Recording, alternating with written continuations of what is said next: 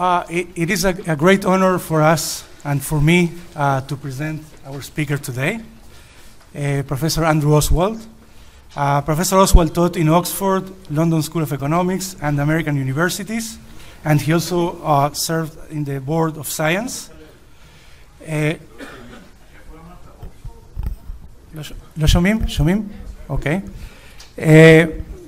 Professor Oswald has many contributions in economics in different fields, trade unions, labor contracts, the wage curve, entrepreneurship, home ownership and unemployment, the consequences of high oil prices, and in late years, he's one of the known scholars in the topic of happiness and mental health, and he was also one of the pioneers in this literature. When learning about his work, one well-known contribution is, for example, in labor, where he showed a utilitarian trade union model in which there are kind of indifference curves that are locally horizontal for those of you that are economists, which sounds very intuitive. And those papers were, of course, published in excellent journals like the Quarterly Journal of Economics, American Economic Review, and others. And also some well-known contributions, for example, in something related to the wage curve that makes a linkage between wages and local unemployment rate that went to win the Princeton's Lester Prize. And for example, in the field of entrepreneurship, this is the most cited paper in the Journal of of Labor Economics. Of course, then he continued to the new literature related to happiness, and also in this subject he published his papers in well-known journals, again the Journal of Public Economics. And I would like to mention also Science, which is well known because of the multidisciplinary character, which I think is an important point in the topic that he will talk about. When I asked Andrew to present him, he told me to say at the end that in 2000 one of his articles is the 2012 article in the Proceedings of the Natural Academy of Sciences of the United States, and the title of this article is Evidence for a Midlife Crisis in Great Apes. And he also asked me to add that he is pleased to be old enough to be past his own midlife crisis.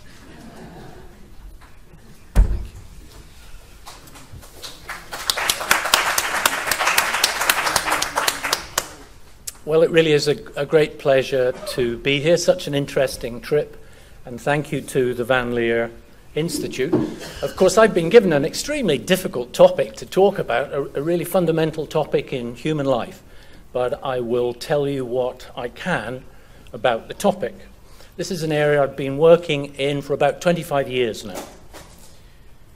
The background today is a question that I suppose all researchers, especially social science researchers, certainly must have asked themselves, and many politicians, and perhaps large numbers of us as sheer citizens: is our society going in a sensible direction? And to answer that question, an important one surely, we need to decide what we're going to measure. Today we've had a number of interesting talks, all of whom have tried to say something about what they think should be measured, and I'll continue in that tradition, but I'm going to take a slightly different tack in tackling this. Let's begin by noting that you and I have grown up in a world where we've been bombarded by GDP information about gross domestic product, and as probably everyone in the room knows, that's a measure of the size of the services and goods being produced in an economy, or if you prefer, it's a size of the total national income cake, you might say, being produced in or earned in Israel or the UK or France or Australia and so on. Even very small changes in GDP have been constantly reported in my lifetime on the television and in the news, and in your lifetimes. Yet in the year 1934, a sensible person said the welfare of a nation can scarcely be inferred from a measure of national income. In other words, you can't measure what I think today we would call well-being, or perhaps even happiness, by looking at national income or gross domestic product. Was this a hippie, ladies and gentlemen, from the 1930s? If you invite me back in 20 years to give this talk, and I hope you will, this is what I'm planning on looking like when I arrive in the Van Leer Institute. Well, it was not a hippie from the 1930s who said that, but rather this gentleman, who looks rather austere to me, certainly not terribly like a modern or even an older hippie. And if you look behind him, I'm pretty sure that you can make out the beginnings of a national income equation. I can just about recognize that. This is a man called Kuznets, Simon Kuznets. He worked at the University of Pennsylvania when he made that statement, and he went on right at the start of the 1970s to be awarded the Nobel Prize in Economic Science for his contributions to what we might call the arithmetic of, or the accountancy of, how to measure gross domestic product. It was Kuznets, you might say the originator, the person who started it all, who made this statement, who said, look, you're not going to be able to use my measure to tell you about the well-being of Israel, or Great Britain, or China, or the South American nations. Yet there's a sense in which we haven't listened to the creator of the methods for calculating gross domestic product. Some years later, as was mentioned earlier today, the so-called HDI was developed, the Human Development Index, and in a sense it's a very small generalization of Kuznets' measure. It doesn't just take income, that's the third of the red components. It takes life expectancy, it takes education measured in a particular way, and it puts weights of 1/3, 1/3, 1/3 on the front of those, and calls the index the HDI. That's not a crazy thing to do, but I hope it's clear to you, and certainly this is what I believe, that we can call this, again, a highly mechanical measure. For a start, we have no reason to choose weights of 1/3 each time, and that's an issue at a more general level that I propose to return to later on. What we really need, ladies and gentlemen, speaking in everyday language, at least in my book, you don't have to agree with me, but in my book, what we need is measures of what we could call, speaking plainly, gross national happiness. At least we're trying to measure the quality of life, and this is, in everyday terms, how people would speak about, I think, the quality of life. If you dislike those words, I'm not worried, you can choose others, but I'm sure you get my drift. The United Nations itself now backs this, and because there are a lot of words here, I'll emphasize the ones I care about. We invite, this was Resolution 65/309 in July a few years ago, we invite member states, the UN agreed, to pursue the elaboration of measures of happiness and well-being. I do think that's a natural thing to do. When I started this work in the very early 1990s, in 1991, in fact, there were almost no economists and very few quantitative social scientists working in this field, and I didn't ever expect to see these things come to public attention in my lifetime. I was planning on being happily dead, you might say, when these ideas were finally grasped. But I suppose it's been a bit of luck, perhaps, that they've shown up somewhat earlier. Now, how could that be done? It's all very well for the UN to pass fine resolutions, but how do we put this actually into practice? And in particular, how would we get the human component of human beings into these measures? How do we move away from sheer mechanical adding up procedures, for example? Could we do that? Our task here is that of understanding modern human beings, modern women, modern men. And you can see here, ladies and gentlemen, that I've clipped in an old photograph of myself from my youth. This is our task, anyway, today. Now, to do that, we can choose to examine three kinds of data on humans. I haven't heard this point made in this way before. Of course, it may well have been made, but I found it a useful way to think, so I'll pass it on to you for what that's worth. Three kinds of data on humans. You might call them very basic data. The first is on physiological measures. I can take your blood pressure. I can measure your heart. I can look inside your brain and see the so-called bold signal. I can measure the oxygenation flowing through the blood, coursing through your brain. I can do lots of physiological measures like that, and that's an important source of data. 1,000 years ago, such data would never have been contemplated, I think. But now, of course, they're routine, and this is the sort of information that's used dominantly, I would say, by doctors, by physicians, by medical researchers, and maybe by certain other kinds of, especially clinical and medical, put broadly, scientists. There's a second kind of data, and this is much more the economist sort of data on human actions. We can measure which sports car my friend Ori Hefet, who's in Hebrew University in Cornell, prefers. Does he like a red sports car? Does he like a blue sports car? How fast does he want his car to go, and so on? What kind of food do our children choose to eat? What sort of clothes do we choose to wear, and so on? We can observe these choices and impute from the choices that we see humans making that, assuming they know what they're doing, they're getting pleasure from those choices. In other words, very different from physiological data. We're looking at their acts and trying to read off information about what an economist would call their implied utility function, or in other words, the stuff they really care about and what they value deep down. That's the sort of second kind of data that a perfectly valid sort of data, just very different from the data that doctors take by and large on our actions as humans. And there's a third kind of data, a sort of data that was never mentioned when I was a PhD student at Oxford in the mid-70s. Indeed, if there was a message about such phenomena as feelings, then the implicit message we got was that we shouldn't be thinking about human feelings. We certainly shouldn't be writing papers about human feelings or using that in any sense scientifically. Yet when we examine ourselves, our friends, our family, when we look at the world, it's clear, I hope, that humans have feelings and they care intensely about them.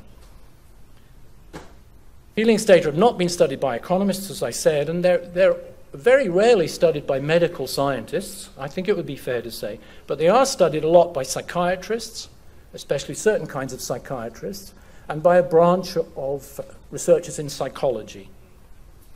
Now, I don't know how you react to those three sorts of data, but I think there's a natural role for all of them, and I'm not sure it'd be sensible to say one kind of data is right for understanding humans and one kind of data is wrong. Or even in comparing them, they're just different angles looking at us as humans in different ways.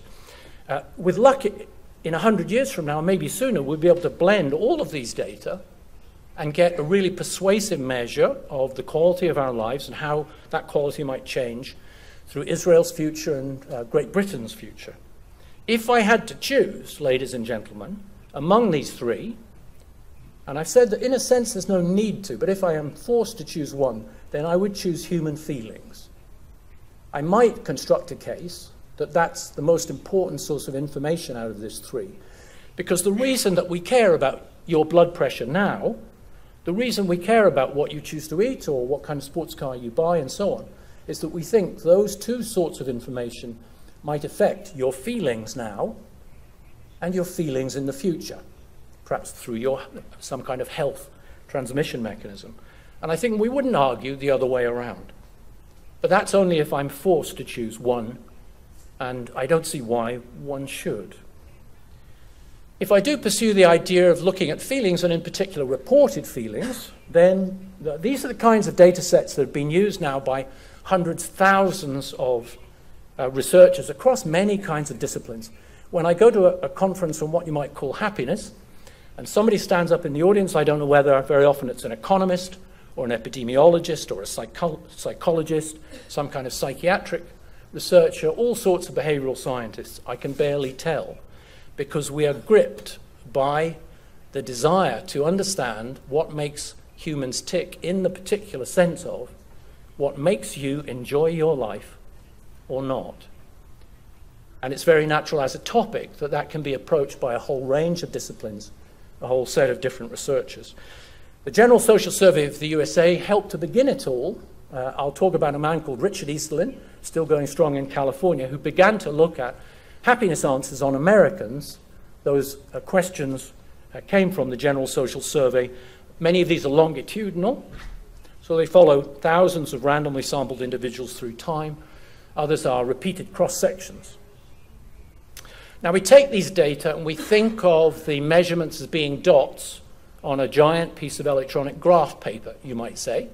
Or if you know about regression equations, we think about fitting the best line through a scatter of dots, and in that way, trying to understand the underlying relationship, how the different variables we might care about are tied together on the y-axis and on the x-axis, whatever variables we care about, how they're tied together by the implied patterns of the dots coming from the random sample surveys. So you might have, I spend a lot of my life looking at where the y-axis measures happiness. I'm interested in the things on the x-axis, and in particular the gradient of that best fitting line, maybe in many dimensions. These are the sorts of equations that researchers now from a lot of disciplines estimate. Economists have recently started thinking harder about how to measure progress, and they have begun to face up to something they surely knew in their own lives, and that is that you have feelings. Emotions course through you. Probably at this very moment you've got all sorts of emotions, some of which may not be mentionable in this public hall. Others might be. Let's face the fact that humans have feelings and we care deeply about them. And surely the quality of life is ultimately about feelings and how they mold us as human beings. Anger, ladies and gentlemen, you may have experienced it. I tend to feel this quite regularly when I get an email back from the editor of a journal explaining to me why he or she has declined to publish my latest paper. Boredom, ladies and gentlemen, I hope not striking you yet in this lecture. Sadness, of course, an important emotion, and perhaps most important of all, I expect you can guess what's coming. Happiness, ladies and gentlemen. If you know the movie Borat, you may know that this is an Englishman called Sacha Baron Cohen, an Englishman. I think you can tell he's an Englishman from his keen dress sense, ladies and gentlemen. We can't get away from human feelings, so let's face up to them and think how we could attempt to measure them. No one is pretending that this is going to be an easy thing to do, but if feelings are the deep data of the quality of life, then we can either try not to measure the deep data of the quality of life, or we can jolly well get on with it, even though there's going to be plenty of technical difficulties and presumably plenty of measurement error along the way. As was mentioned, something called the Stiglitz Report got written in 2009. I was part of this panel. We were shut away in heavy, heavy security offices in Paris. We had machine gun guards walking up and down outside. We were stuck in freezing offices for hours after hours of hours with no French coffee. You could tell the things that affected my feelings. But our job, set us by Monsieur Sarkozy, was, I suppose, to design measures that might count as a persuasive way of capturing progress, of measuring progress in our societies for the next 100 years. And that report, which you can download, which is about 300 pages, I suppose, suggested that we move away from traditional indicators to try to get a persuasive way of saying whether we are progressing as societies. Are we actually progressing? This is how some of the newspapers reported it. The emphasis on growth, they meant by that GDP growth, is misguided. Beyond GDP, said Der Spiegel. Measuring what matters was what the Economist said, and I particularly like Le Monde. Le Monde captured the spirit of it particularly. Happiness is the new gross domestic product. That was what the newspapers took out of the Stiglitz report. A key sentence included these words: statistical offices worldwide should incorporate questions to capture people's life evaluations and hedonic experiences. Some of you will know these people. This is Amartya Sen, Joseph Stiglitz, Monsieur Sarkozy, and Carla Bruni. And if you stare carefully at the right-hand side of this slide, you may have just a sense that Monsieur Sarkozy does put some weight on hedonic experiences. Could we learn how to make whole countries happier? I'd like to learn to do that without using this particular method, ladies and gentlemen. I don't want to use that particular method. There is a limit to the imagination. Yes, there is a limit to the imagination. Going back to where much of the research began, at least from the economist's perspective. In fact, social scientists had written about well-being data earlier. But thanks to Richard Easterland, things began with this incredibly simple question. Taken all together, how happy do you feel with your life? And about 1/3 of Americans will tick the box saying, I'm very happy. And maybe 15% or so, 20% might tick the box, not too happy. The literal wording here, I think, shouldn't be taken too seriously. And if you've never seen such questions, you might feel like I did in 1991 when I first looked at this. I thought, well, whatever this question is getting at, it's not going to be reliable in the patterns.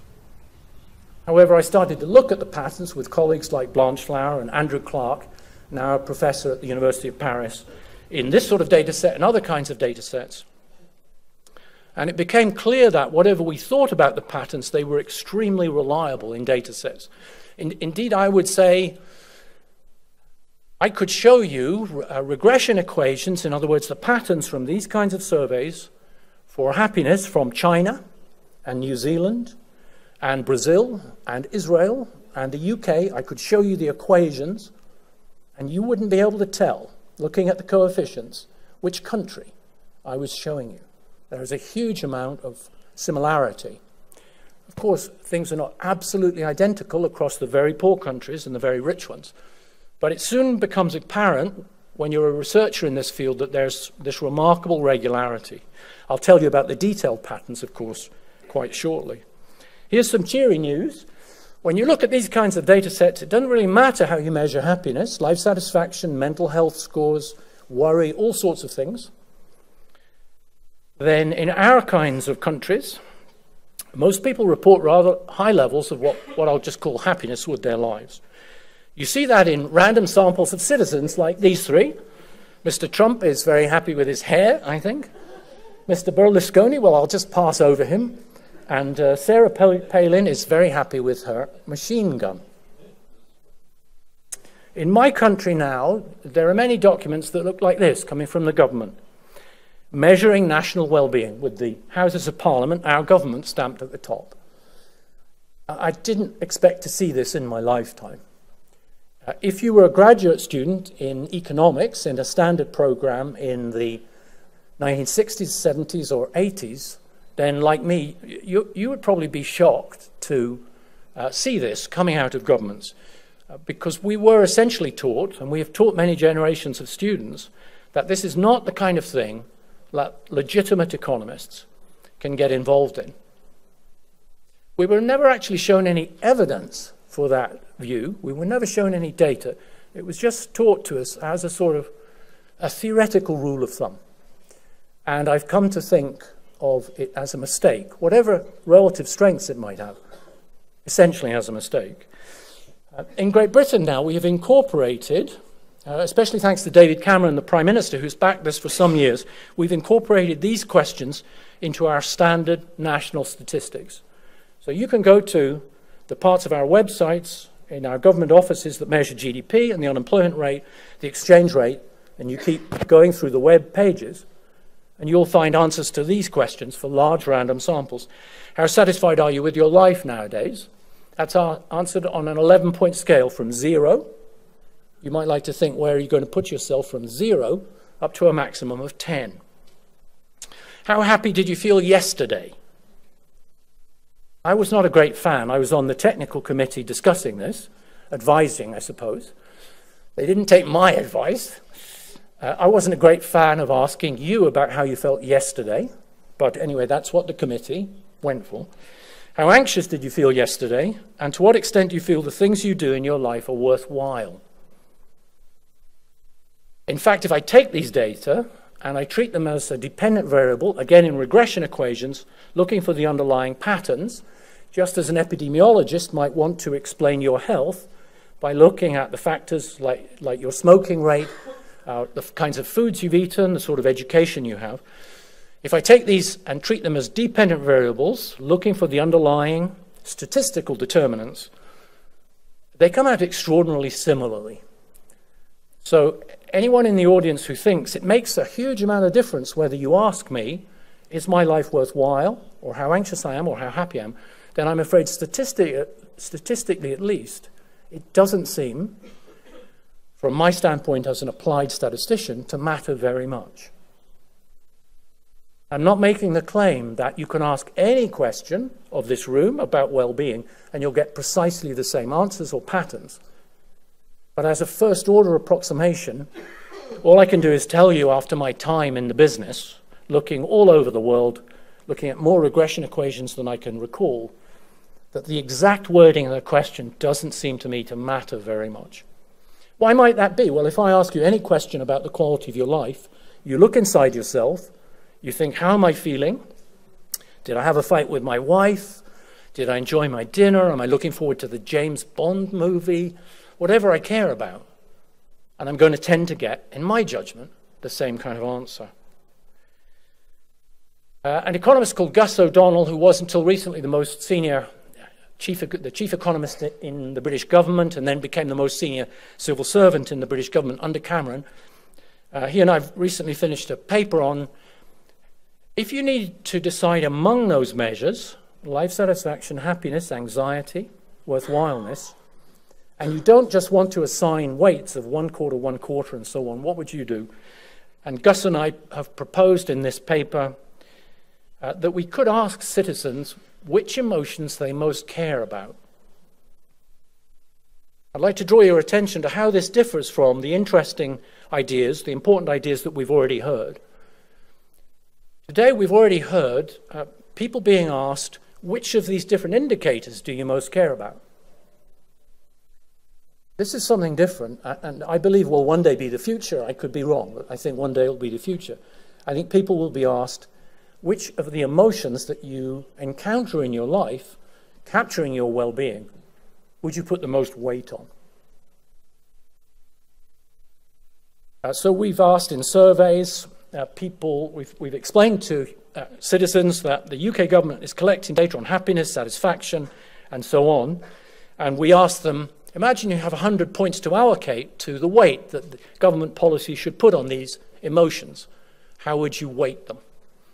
I'm not going to talk about the answers today, but I hope you'll allow me to have made this point about it may be necessary for us to choose among, or allow our citizens to choose among, the emotions, you might say, the feelings that they most care about. Another approach, this comes from the psychiatric tradition. This is one of the earliest kinds of well-being measures that I worked with Andrew Clark a long time ago, is to use so-called Ghq scores. That stands for General Health Questionnaire. These are used by psychiatrists in Britain and other countries to evaluate whether someone might benefit from psychiatric help. We've created what you might call mental well-being scores and tracked these through time in lots of countries, including Great Britain. If you're interested in how countries tend to answer on life satisfaction and happiness scores, this is a very typical kind of distribution. There's great skewness to the right, where very few people, though a few percent, and we might worry especially about them, tick very low down. But the bulk of citizens in our kinds of countries, we have very good lives by the standards of history. They tend to tick rather high up. Now, the exact numbers, you might say, of course, we're not going to treat literally. I'm going to think rather more, how might we design government policy to push the weight in this distribution from those answering the low well-being scores to the high well-being scores? And if you're interested in my country, on a scale from I am completely dissatisfied with my life to I am completely satisfied with my life, 16% of British people reply, I am completely satisfied with my life, which economists, ladies and gentlemen, tend to think shows a certain lack of imagination. But that's economists and economics training for you. In happiness surveys, people are allowed to answer wherever the heck they want. If you know nothing about this research field and just have come into this lecture by mistake, then what might be going through your mind is, why should I ever believe people's so-called happiness or well-being answers? Are these ticks on survey forms really reliable in any sense, especially scientifically? We have a lot of evidence that they are reliable, and I'm going to return to that close to the end of the lecture just to run through certain kinds of evidence. One backdrop is something that's called the Easterland Paradox, and this is now sufficiently famous that even a large number of our citizens in the world, non-researchers, have learned about this. Named after Richard Easterland, still working at the University of Southern California, and a man who can still drink me under the table. His famous paper was published in 1974. He failed to get it published. It was rejected by major economics journals. Of course, as often happens in the history of science, it went on to become famous at a later time in an era where the world was ready to listen to Mr. Easterland. To all young researchers in the room, I give you the advice, it's a big mistake to be too brilliant too early. What you do about that, I'm afraid I don't know, but tenacity, determination, is what I'd recommend, and I do recommend to young researchers. Easterland's paper eventually became famous anyway, and he still argues today that there's not much point in having economic growth. This is a hard message for any Chancellor of the Exchequer, Finance Minister, Prime Minister, President, and the rest. Indeed, largely speaking, presidents and prime ministers don't believe him, or at least are not allowed to believe him in their speeches. There are plenty of data points to back him up. In the early 70s, looking at the General Social Survey, about 1/3 of Americans described their lives as very happy, and about 15% as not too happy. After many, many decades of beef burgers and Toyotas and baseball matches and cinema and Wi-Fi, by the late 2000s, those numbers had hardly changed. Random samples of Americans, 31% described their lives as very happy, and so on. Now, as citizens and researchers and thinkers, we can react to those numbers in different ways. You could say, I don't believe happiness measures. You could turn your back on this and walk away. You may eventually be shown to be correct, but I must warn you against that scientifically. If you have decided, even though these data points are worrying you, that GDP growth is a good thing, and you block out all the counter evidence, you can do that if you want, but I cannot advise it scientifically. We have to face up to the inconvenient facts, possibly arguing that Easterland is wrong, but surely not running away from these data points. This is the kind of graph that's become famous. This is one of his. GDP, of course, rises through time in your country and mine and in the US, but all over the world as an approximation. As an approximation, ladies and gentlemen, happiness numbers run flat. You do not report higher happiness scores than your parents did, and you probably don't report higher happiness scores than your grandmother and your grandfather did. Now, what are we going to do about that fact? Is that wrong or somehow deeply misleading scientifically? Or is it telling us a first-order discovery that we need to act on in our lives and in modern politics? The very latest evidence, I must say, I found this paper striking. You can read it in the Proceedings of the National Academy of Sciences of the USA by Easterland, and it looks at China's life satisfaction. China is an especially interesting example because it's had the fastest GDP growth rate in human history. If you're a scientist studying behavior and you find one incredible extreme, you might think it's worth focusing in on that particularly extreme case, and that's what Easterland does. Some groups in Chinese society report higher happiness scores, but Easterland's paper argues in PNAS that the average Chinese citizen's not reporting higher happiness scores, despite the most extraordinary growth rate, about 10% a year, as you probably know, compounded, compounded, compounded. So what on earth is going on? Easterland argues we are constrained by this fact in human nature. You might call my utility, or what an economist might describe as happiness, if he or she were allowed to. Income. I like being richer. U is an increasing function of Y. You get paid Y, and the richer you are, the more miserable I am. I don't want you to earn a lot. That, explicitly or implicitly, is what the Easterland argument boils down to. If you're a professor, you may have encountered professorial colleagues who take the same view about your remuneration. But is this what human beings are really like? You can see what might happen if my utility or well-being depends on my Y divided by your Y, on relative income. Then if all our incomes rise together, there's a giant neutralization. And society, at least on this extreme Easterlandian view, is then not getting happier. That's the notion anyway. But is that right empirically? I'm going to show you technical evidence, brain science evidence, and regression equation evidence, but let's start more prosaically. I'd like you to consider your wrist, ladies and gentlemen. Not necessarily, admittedly, a rather short sentence, not necessarily a sentence that you usually hear in semi-economics lectures. Consider your wrist. Here's a watch. This watch has a black strap, a white face, a silver surround, and silver hands. This watch keeps perfect time, and if you purchase it, you can click on the web and you can purchase it right as you listen to this lecture. If you purchase it, the makers claim you can dive to a depth of about 4 meters wearing this watch perfectly safely. If you do click on the internet, you can buy this watch with your credit card in the next few minutes for $5 US. Here's another watch. This watch has a black strap, a white face, a silver surround, and silver hands. This watch keeps perfect time, just like the last one. This watch has the slight disadvantage, ladies and gentlemen. It's a little bit difficult to tell the time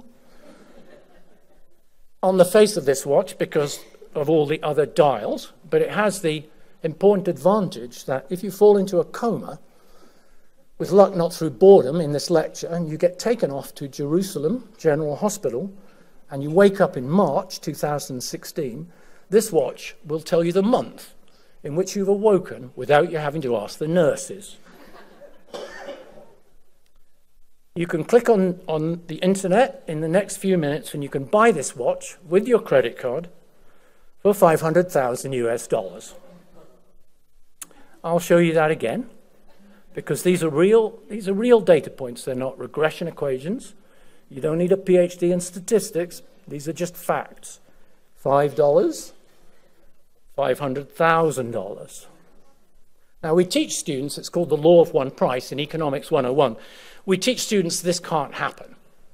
You cannot have two goods that are functionally identical that sell at different prices. Certainly not at this kind of multiple. Yet you can buy these watches. The law of one price doesn't hold in watches. So what's going on? If we look more closely at watches and have a think about relative effects on humans, this is the way that Rolex advertises watches for men. I like men's watches especially because, of course, by and large, men do not wear jewelry. So it's hard to argue that the value of this watch is in the excellent jewelry value that you will have. A watch defines a man's look and tone. I defy you to explain to me exactly what that means in English, but there you go, that's the sentence. And there's the advert, ladies and gentlemen. Now, it's not a surprise that Rolex watches are advertised in this way in the world, but as social scientists and observers of life, we have to try to make sense of what that means, and in particular, how human beings like this will have their quality of life molded by modern society. If you want a cheaper watch, I found one on the web. I recommend it to you. Reduced to $143,500, and I especially like one bargain feature of this watch. I expect it's still for sale. Free delivery.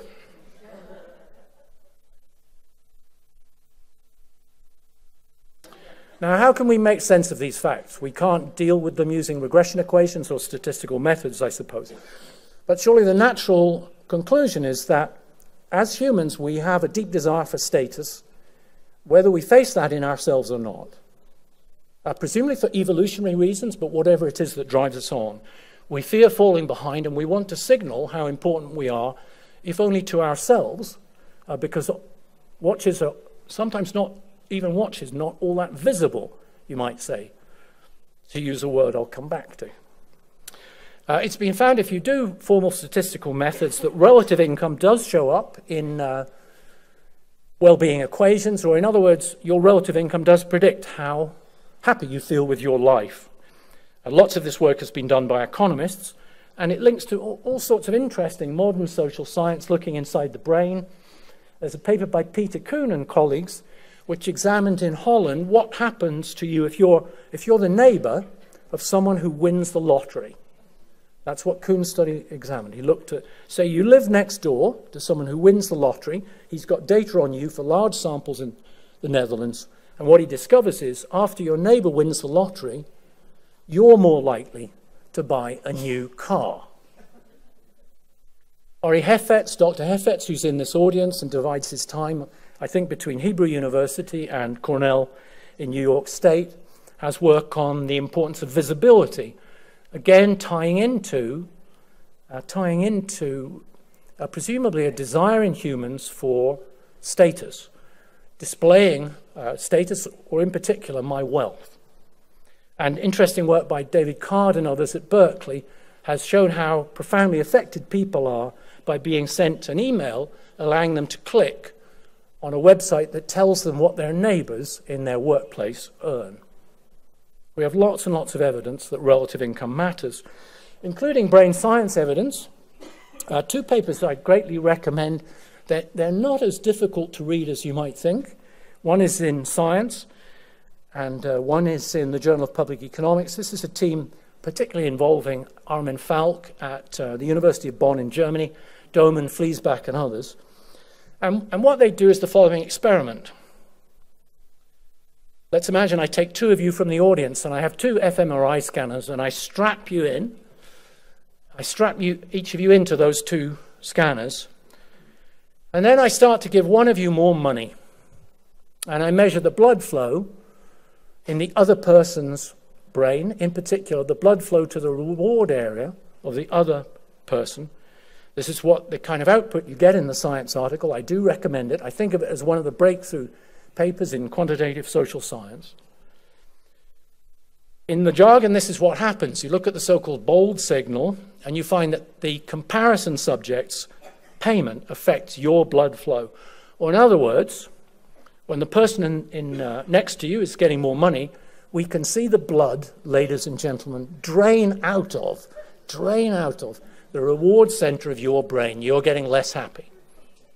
Nobody's asking you any words about happiness. We can observe the change in the patterns inside your skull. We can detect envy, you might say. The authors don't say this. We can detect envy, you might say, in the human being. That's Falk et al. In Science and the Journal of Public Economics. If you care about regression equations, you read these vertically. And for the specialists in the room, you might like...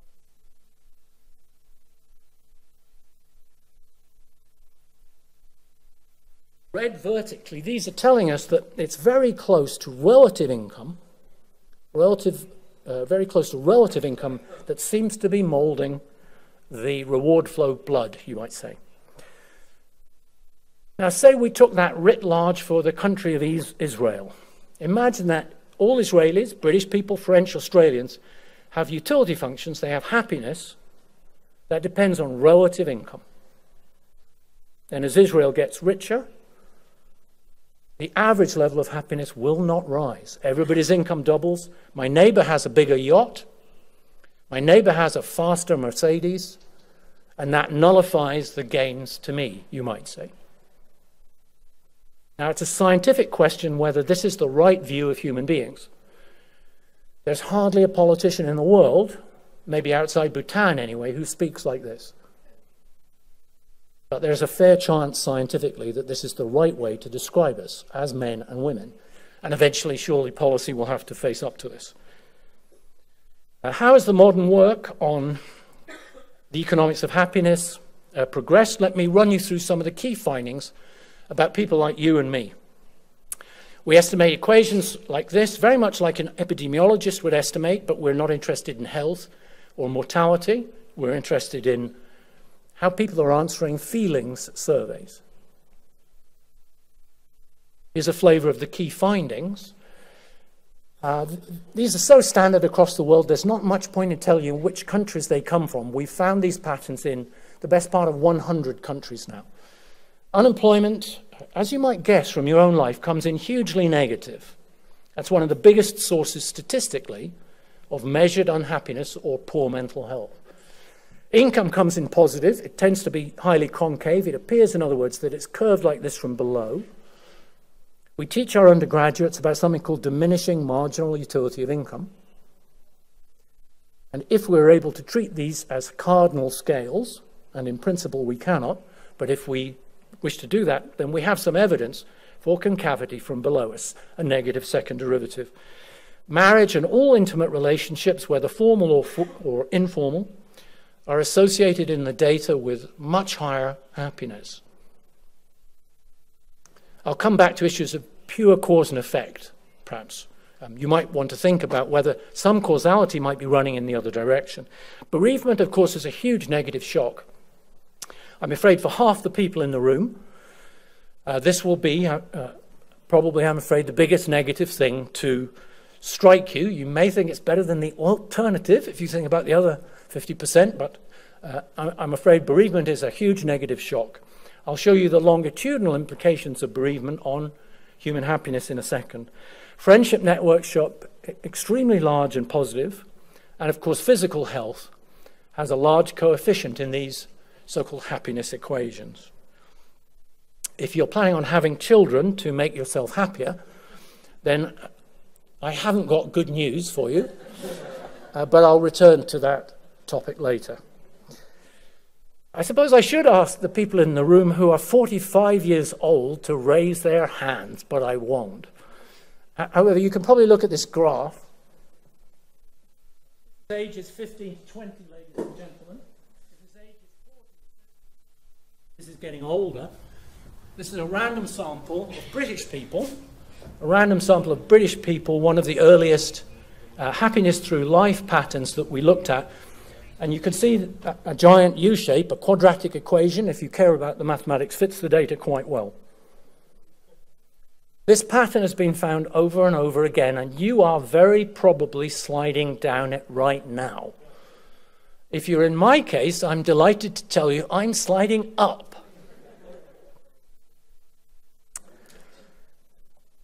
If you want the details, I see that this has come out somewhat faintly from the very latest British data for about 400,000 people.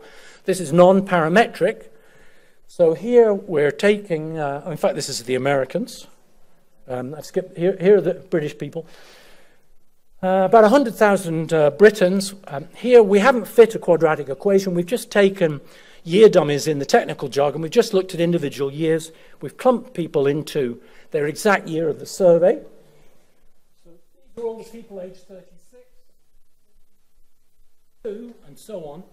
And you can see without any formal mathematics, we've done nothing to the data here except plot the numbers. You can see a sort of giant U-shape. Of course, much later in life, up to age 100, we get more movement. And you don't need me to know that you are not at your happiest, of course, in the last few years of life. That would be unrealistic. But the incredible intellectual puzzle for you and for me, for all scientists, is what on earth explains in the prime of life? What explains that giant dip in the middle of our lives? This is the equivalent, just for the latest US data. Again, rather faintly, I'm afraid, but you can see virtually the same pattern. I've seen this U-shape. There are a few doubters in the world. There are a few people still who write papers against this, but I can't recommend you to believe the critics. I think 97% of researchers, let's say, do believe in this dip. What explains the dip, though, is currently unknown, and it's large. This is not a small statistical change. We thought that the most persuasive theory was, until recently, that I set out in life thinking I'm definitely going to get the Nobel Prize in economics, and the only problem is, will I also win the Nobel Prize in medicine and physiology? You get to the age of 45, you haven't captained the England soccer team, defeating the Israeli team, and so on. You haven't become CEO, you haven't become a millionaire, or whatever you cared about, and that's painful. In midlife was the standard theory. You have to face up to the stuff you are never going to attain, which you thought you would attain at the age of 20. That hurts. You eventually forgive yourself, your weaknesses, and you learn to become happier. The problem is that some colleagues at the University of Edinburgh and I, and some primatologists at different universities around the world, fairly recently replicated the U-shape in 3 samples of orangutans and chimpanzees in hundreds of great apes around the world. And that has thrown open, I think it's fair to say, what might drive this U-shape in humans. If the quadratic equation also fits what I'll loosely call the happiness of great apes, today is not the day for details, then apparently we're not looking for a social science explanation. Maybe there is ticking inside you some incredible hormonal mechanism taking you down, taking you up. Thinking more mathematically, maybe there are 2 functions inside you. Think about an equation that is convex from below, taking you down. Think about another function inside you that is convex from below, taking you up. And your well-being is the addition of those 2 functions. Or maybe there are 20 functions like that, and we add them up. If that's the case, we would also generate net, you might say, an aggregate U-shape in human well-being. We are stuck here. We need your help. We need the help, intellectually, of all the young researchers, and maybe even the 45-year-old researchers in this room. This is unexplained. This is either wrong, or surely it's one of the great discoveries about human life. It's either wrong, or it's really an extraordinary pattern that fits all over the world. I advise you to eat lots of fruits and vegetables. This is not because it will help prevent cancer, though it will. This is not because it will allow you to live longer, although it will. It's because it appears it will make you happier. In longitudinal data, a colleague called Redzo Mudjik and I have recently shown, it's not in the public domain, that even longitudinally, looking at thousands of people like us, taking detailed food diaries through the years, rises in fruit and vegetable consumption are followed by rises in happiness. There's one researcher in New Zealand called Tamlin Connor, and she argues that the fruit and vegetable effect will affect you after 24 hours. This is Sunday, isn't it? Sunday. So you are a prisoner, your mind is a prisoner of the fruits and vegetables that you ate 24 hours ago, according to Tamlin. We have longer spans of data, but I'm telling you that even up to 8 portions a day, there are remarkable correlations, factoring out income, everything about you, remarkable correlations between the variety of fruits and vegetables that you eat and how happy, apparently, you will feel. We have 1 or 2 small randomized controlled trials as well, but this evidence is still very young. As unemployment and inflation change in the Israeli economy, Israelis' happiness will alter. Happiness falls when unemployment rises, presumably because people become fearful. Inflation is also bad. GDP, some researchers argue, has a positive effect. As I've said, Easterland and many others don't believe that. There are powerful environmental effects. In some remarkable research, a number of scientists around the world, I would love to have my name on these papers, but I don't, have shown that as the daily air quality rises and falls, your happiness will be affected. Even though you can't even detect, if I asked you what the air quality is doing, you wouldn't know. A green environment makes people happier, even randomly assigned. Noise pollution is important. War also is highly negative, as you might guess. So too is the crime rate in your region. I'll show you some longitudinal patterns, then talk about happiness across countries, and then I'll stop and throw it open for points and questions. Life is a mixture of ups and downs. A lot of this work has been done by a man called Andrew in Paris. As I implied, I'm afraid many of us will go through bereavement. Our partner will die. This is life satisfaction from German longitudinal data, though we've seen this in many other countries. This is the life satisfaction score of thousands of randomly sampled people. This is 4 years before somebody's partner dies. We're following thousands of families. Of course, nobody knows what will happen. The year of the death of the partner, of course, is a terribly bad one for the remaining wife or husband. You don't need my work to know that. More encouragingly, you see that we are just an astonishingly resilient species, astonishingly resilient. We see psychological bounce back in these happiness numbers. We can't get around the sadness when our intimate partner dies. But as a scientific matter, my job is to tell you that there is fairly persuasive evidence for the average person, life satisfaction scores do recover eventually. We bounce back also from disability, although not necessarily fully. And that we also know about the longitudinal effects of marriage. I'll address now only the ladies in the audience. If I could have the eye of the ladies, you might say, just for a moment. Imagine that 4 years before you get married, ladies, you meet the man of your dreams. The man of your dreams. Picture him. 3 years before you get married, you're getting happier. 2 years before you're getting happier. 1 year before you're getting happier. The year of marriage, you're really happy. And that's the end of the good news. I still recommend marriage very greatly, especially with Dr. Goodall in the audience. Should you invest in a baby? Well, temporarily, if you can give it back, I suppose, might be one answer. Happiness spikes up. The year that you have a baby, you're very happy. You take my point that this is these longitudinal graphs put the life event right in the center. 1 year after, your happiness has dropped, in fact, below where you were for 4 years or so before you had the baby, and so on. Interestingly, human beings do not bounce back from joblessness. This is very important for politicians. It's one of the remarkable variables to which we don't adapt, you might say, that we cannot cope with, in plainer English. If you lose your job and continue to be unemployed, your happiness will not recover. Now, the applied statisticians in the audience will know that here I'm skirting over many important conceptual issues, and I'm afraid I will simply note that and go on. But I think the raw patterns are still worth knowing. When you lose your job, we now know, this has been found by many teams, that about 1/5 of the fall in your happiness, 20%, is because you lose your pay packet, but most of it is probably because you lose your status and identity in society.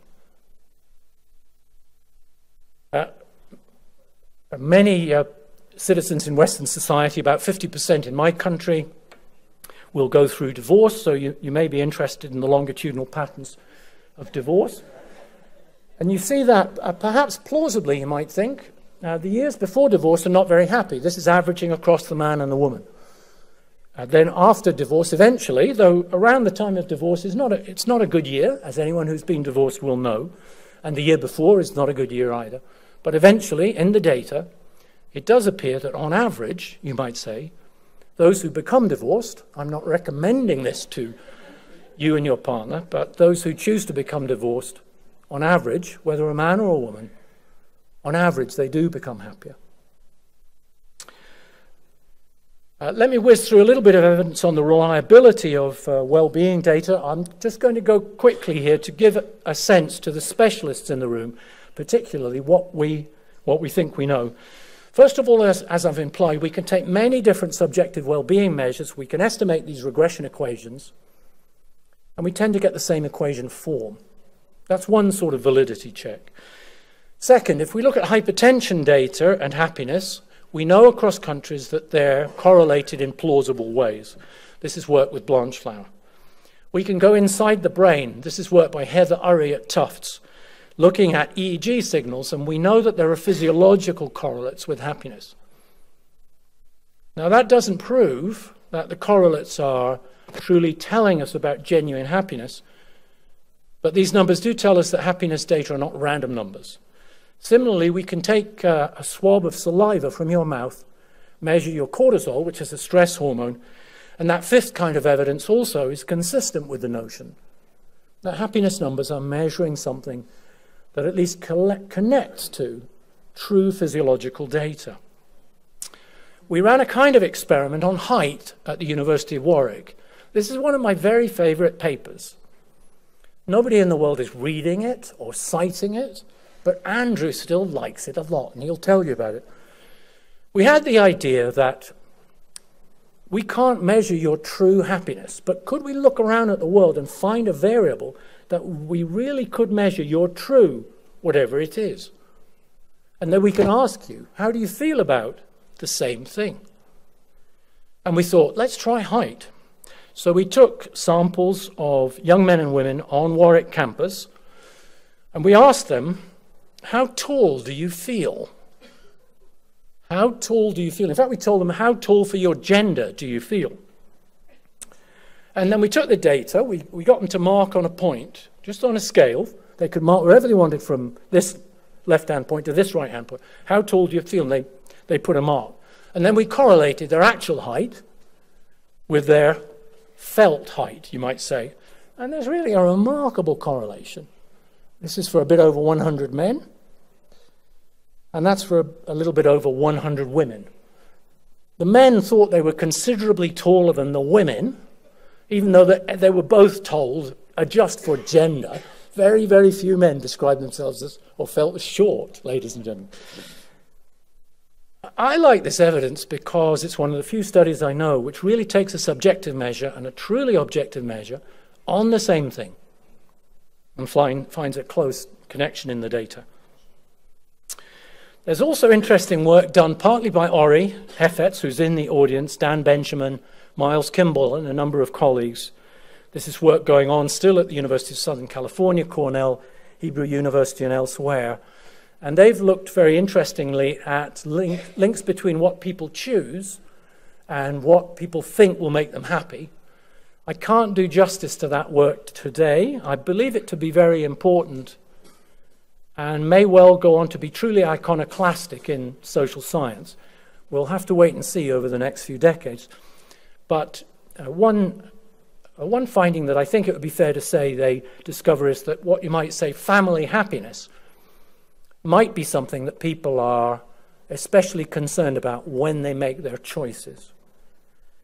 A killer question is, could we get any other sort of test that objective and subjective data match up? And I will go quickly through this. This is a paper that appeared in Science, joint work with Steve Wu. We gave up the idea of measuring people, and we decided to measure instead regions of the United States. We looked at work being done on the quality of life using measures like precipitation, wind speed, sunshine, all the characteristics of what makes a nice state or a nasty state. And then we showed in the paper in Science that there's a match between objective and subjective. I'm biased in this regard, but I think of this as valuable evidence that life satisfaction questions really correspond to genuine happiness. What explains happiness across countries? Richer countries are happier. Israel's fairly far up there, I'll tell you in a second. This is the nation that typically is top in surveys. It's the nation of Denmark. This has now become so famous in Denmark that if I talk there, they all know the answers. They're all kind of pleased with how their nation does, even though it's reported in the national newspapers, even though nobody really knows how they manage it. If you want Israel's position, the UK and Israel typically around the top 10 or 20 in the world. Here I'm aggregating across lots of different well-being rankings. I'm just giving you a sense of the data. And here's the top 4. It's often pointed out by researchers that these are the small Western democracies, and it may be that having a small country is some kind of advantage that we don't really understand. These are the latest estimates of what makes countries happy. A large welfare state, high social spending. unemployment generosity, clean air, low unemployment and inflation, low crime, and openness to trade. If you're any kind of applied statistician or economist, you may want to know that these come from so-called fixed effect equations. In other words, I'm not giving you here elementary cross-sectional patterns. These are coming out from looking at the change in variables correlated with the change in other variables. The change in one thing and the change in another are much tougher statistical test. There may be a genetic component.